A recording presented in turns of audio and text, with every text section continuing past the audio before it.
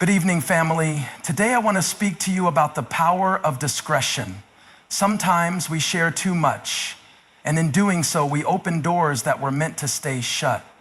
There are things in your life that if you share them with the wrong people will not only weaken your resolve, but can derail your entire journey.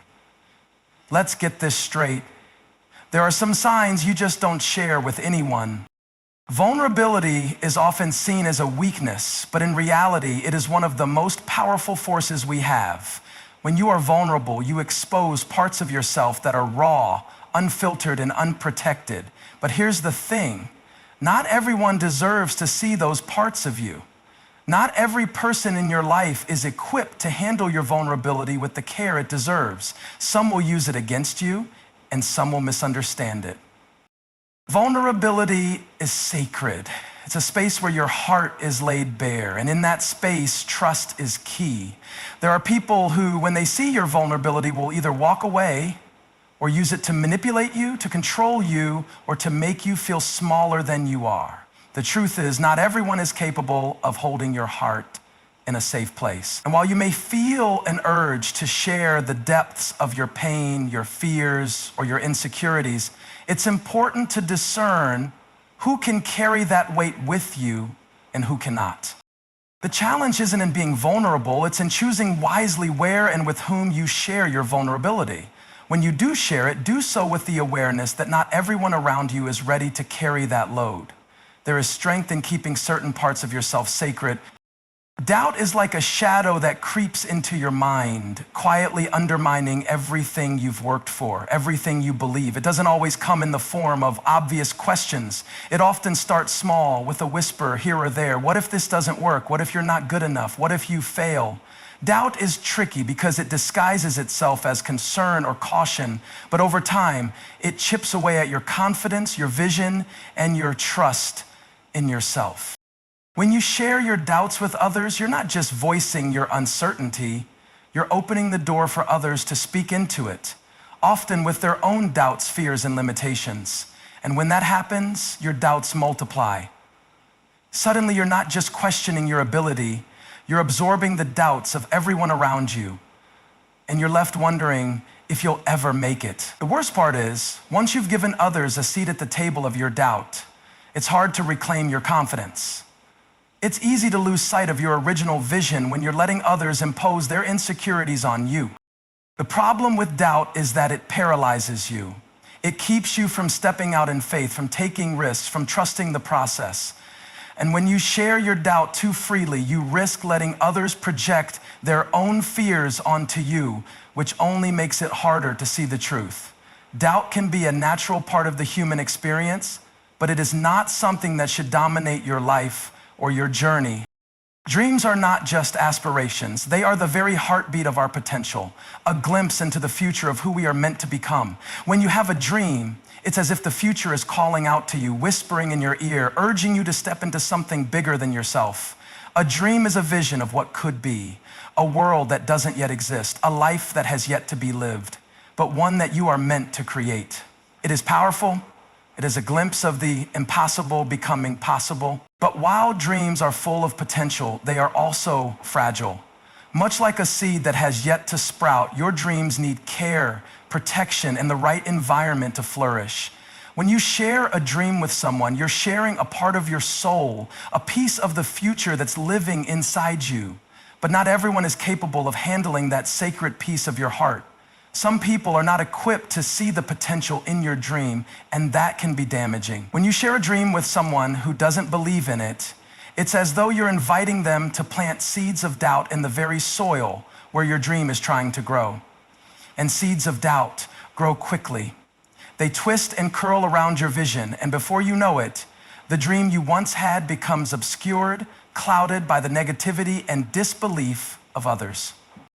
The truth is, not everyone deserves access to your dreams. There are people in your life who might not have the capacity to understand the magnitude of what you're envisioning. They might be caught up in their own fears, their own limitations, and because of that, they won't be able to see the potential in yours. They might tell you that your dream is too big, too audacious, too far-fetched. And if you're not careful, you might start to believe them. That's the danger in sharing your dreams with the wrong people. You risk allowing their limitations to define yours. We all know that the world can be a tough place for dreamers. The moment you begin speaking out loud about your aspirations, the critics come out of the woodwork. They look at your dream through the lens of their own experiences, their own limitations, and their own fears. They tell you it can't be done, or that it's too risky, or that it's never been done before. But here's the thing about dreams.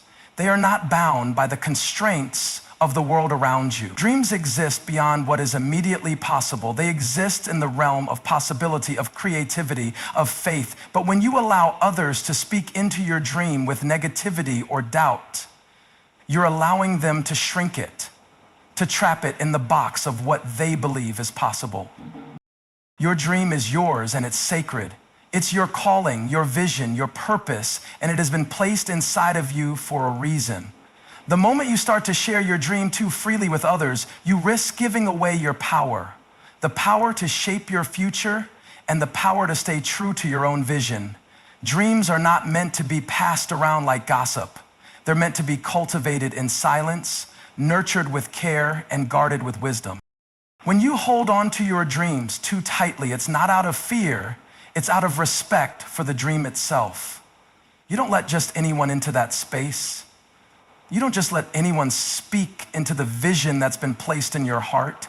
Instead, you wait until the right moment, the right environment, and the right people are ready to help you grow that dream. Until then, you keep it close. You protect it. You let it grow in the shadows until it's strong enough to stand in the light. The power of a dream is not in how loudly you proclaim it, but in how firmly you hold on to it, even when others may doubt it. When you share your dream with someone who believes in you, who has the capacity to support you, that's when the dream begins to take root. But until that time comes, until you find those people who are not just dreamers themselves, but also believers in your dream, you must keep your vision safe, tucked away from the destructive power of negativity and fear. The reality is that dreams need time to grow. They need nurturing, patience, and sometimes even a little bit of solitude. Not everyone will see the full picture right away. It takes time for others to catch up to what God has placed inside you, and that's okay. You don't need to explain yourself to everyone. You don't need to convince everyone to get on board with your vision. Sometimes the best thing you can do for your dream is to keep it to yourself, to let it develop in private until it's strong enough to stand in the world. Fear is one of the most paralyzing forces we face. It creeps into our thoughts, settles in our minds, and can make even the most confident person second-guess themselves. Fear distorts reality. It tells us that the worst-case scenario is not just possible, but inevitable. It whispers lies to us about our abilities, our worth, and our potential. But fear, when shared too freely, becomes even more powerful. It spreads from one person to the next, infecting others with the same doubts, anxieties, and limitations that hold us back. When we let fear roam freely in our conversations, it magnifies, it multiplies, and it takes on a life of its own. Fear often shows up in ways we don't expect. It's not always loud or obvious. Sometimes it's a quiet whisper in the back of our minds, a feeling of unease that we try to ignore or push away. It manifests in our hesitations, our doubts, and our excuses. What if I fail? What if I'm not good enough? What if everything falls apart? These are the questions fear loves to ask. And the more we give in to these fears, the more we let them control our decisions, our actions, and our future. But here's the truth. When we share our fear with the wrong people, we give that fear power over us. Fear has an uncanny ability to thrive in an environment where it's nurtured and given attention. The more we talk about our fears with others, the more we allow them to grow. We invite others to share in our worries, to add their own fears to the mix, and soon we find ourselves surrounded by a cloud of uncertainty that holds us back from moving forward. It's easy to get lost in the chorus of what ifs and maybe nots when fear is the loudest voice in the room. The danger of sharing fear too freely is that it not only magnifies your own fears, but it also invites others to project their fears onto you. People who are afraid of their own futures, who are stuck in their own anxieties, will often try to impose their fears on others. That's too risky. they'll say. It's never been done before. What if it all goes wrong? In those moments, fear is transferred from one person to the next, spreading like wildfire and turning something you might have been cautiously optimistic about into something that feels impossible or even dangerous. The more you listen to those voices, the more you begin to doubt yourself and your ability to succeed. Fear thrives in uncertainty. It finds its strength in ambiguity. When you're not sure about something, fear will fill in the blanks with worst-case scenarios. But the more you talk about your fears, the more you allow them to take shape in your mind, the more you start to live in that fear-based reality. Fear becomes more than just a feeling. It becomes a mindset. It changes how you see opportunities, how you view challenges, and even how you perceive your own capability. Suddenly, you start making decisions based on fear instead of faith. You start backing away from opportunities because they feel too risky, too uncertain, too dangerous. Fear robs you of the courage to take steps toward the future you were meant to build. And it's not just fear of failure that we share. We also share the fear of judgment, the fear of not being accepted, the fear of what others might think of us. It's one thing to fear failure, but when we share that fear with others, we also invite them to judge us, to weigh in on whether or not our dreams are worth pursuing. This can paralyze us in a different way as we start seeking approval or validation from the people around us instead of following the inner conviction that tells us we are capable. The fear of judgment can keep us stuck in indecision, unable to move forward because we're too focused on how others will perceive us or whether they'll approve of our choices. Fear, in its essence, is a liar. It promises to protect us, but it only holds us back.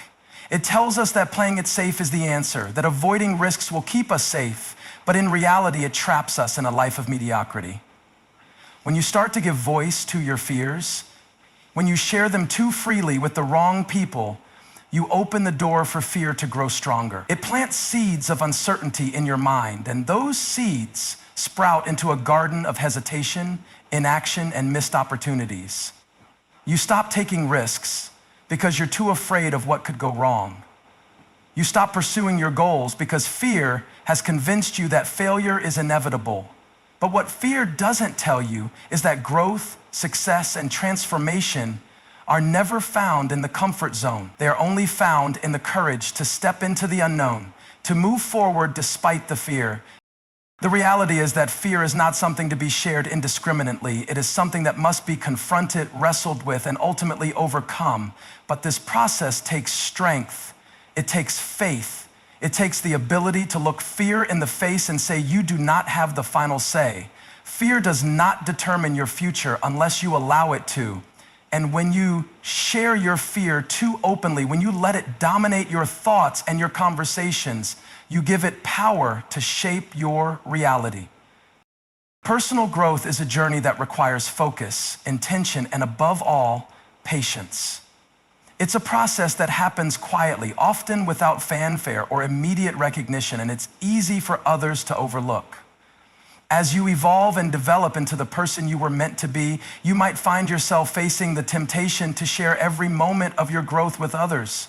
You might want to tell people about the strides you're making, the lessons you're learning, and the obstacles you're overcoming. But there is a hidden danger in sharing too much about your growth along the way. The very act of constantly sharing your progress can slow down your journey, dilute its power, and take away from the deep, personal work that needs to be done in the silence of your own heart. Personal growth is not always something that happens in the spotlight. It's not something that needs validation from others or the applause of those around you. In fact, the more you share about your personal growth before it has fully taken root, the more you risk turning your journey into something that is about external approval rather than internal transformation. You don't need to announce every change, every shift, or every realization that occurs. Growth is more than just an outward display. It's an inner process, a continual refining of who you are, and it takes time for that refinement to take shape. There's something powerful about letting your growth speak for itself. When you constantly talk about the changes you're making or the progress you're seeing, it can lead to a form of self-syllogistic. You seek others' approval for the steps you're taking. And while there's nothing wrong with sharing milestones with a trusted few, you have to be cautious of turning your growth into a performance. If you're sharing every detail, it can start to feel less like a journey of genuine transformation and more like a checklist of accomplishments that need to be validated. But true personal growth doesn't rely on validation. It relies on inner conviction and an unwavering commitment to becoming better than you were yesterday. When you constantly talk about your growth, you run the risk of becoming distracted by the opinions of others. People may praise you, but their words may also lead you to question your motives.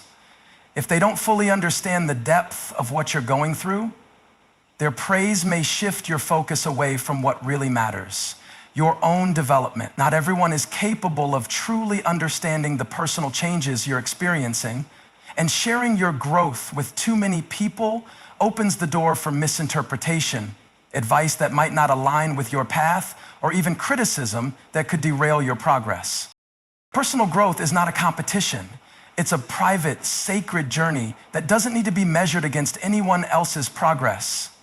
When you share your growth too often, you risk comparing yourself to others and losing sight of the unique path that's unfolding for you. Each person's journey is different, and comparing your personal progress to someone else's can lead to discouragement or feelings of inadequacy. The danger lies in turning your growth into a performance or something you need to measure against external standards.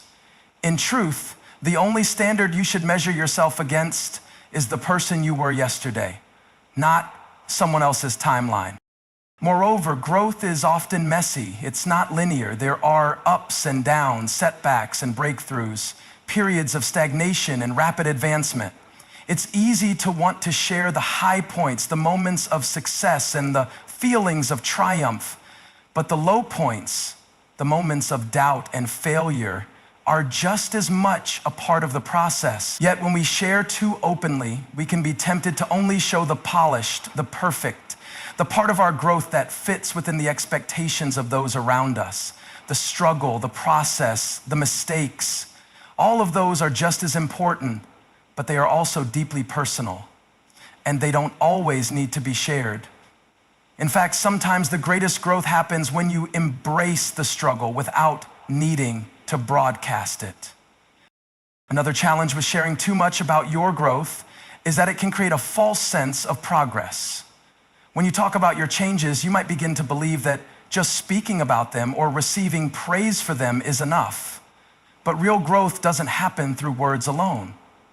It happens through action, through commitment to change, and through the willingness to push through discomfort and setbacks. Talking about your growth can create the illusion that it's already complete, when in fact the most important work is still happening in the quiet moments of your life, when no one is watching, when no one is applauding, and when you're doing the work simply because you know it's necessary for your transformation. Personal growth isn't about checking off milestones for others to see.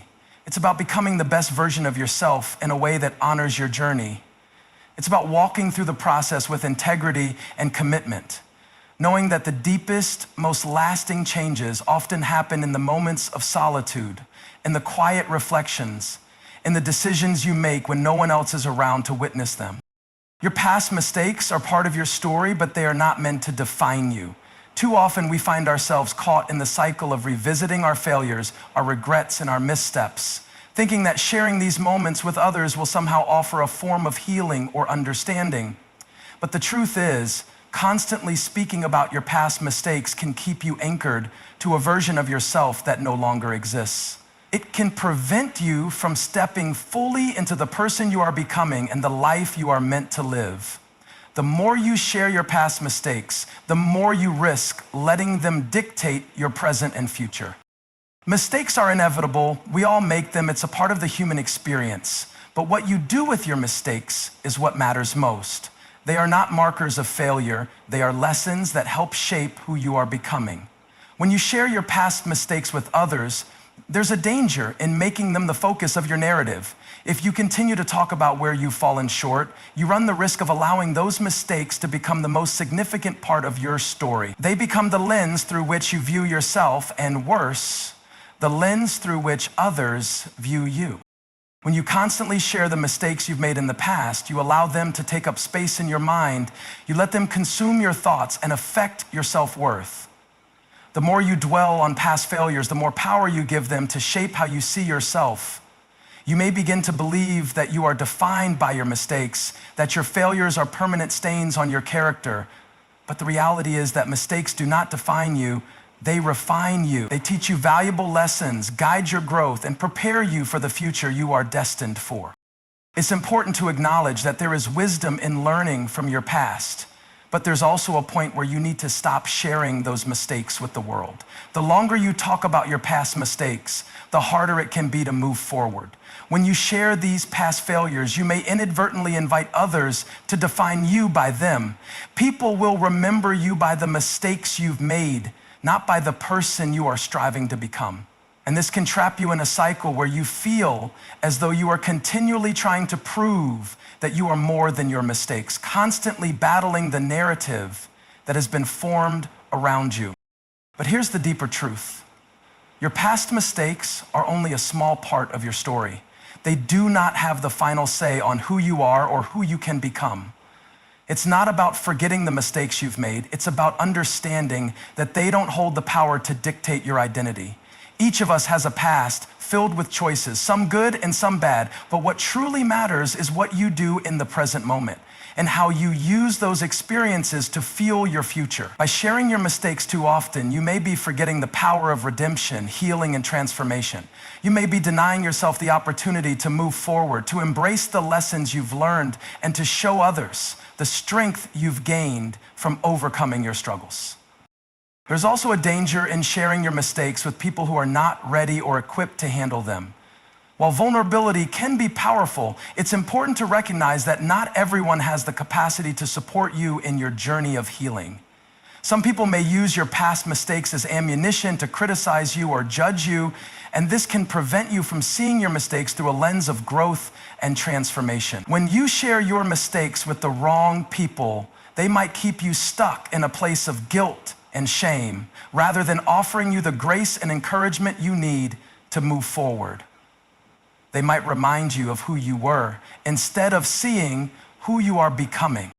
Your past mistakes are meant to be stepping stones, not stumbling blocks. They are opportunities for growth, for humility, and for learning. However, constantly sharing them with others prevents you from fully embracing the lessons they offer. It also prevents others from seeing the progress you've made. When you dwell too much on past mistakes, you begin to let them overshadow your growth. You allow them to be the defining feature of your narrative, even when you've already moved past them. It's important to be selective about who you share your mistakes with and when you choose to share them. There's a time to reflect on your past, to learn from it, and to share those lessons with trusted individuals who will support and uplift you. But there's also a time to let go. Let go of the shame, the guilt, and the pain associated with your mistakes. Let go of the need to prove to others that you are not defined by what you've done in the past.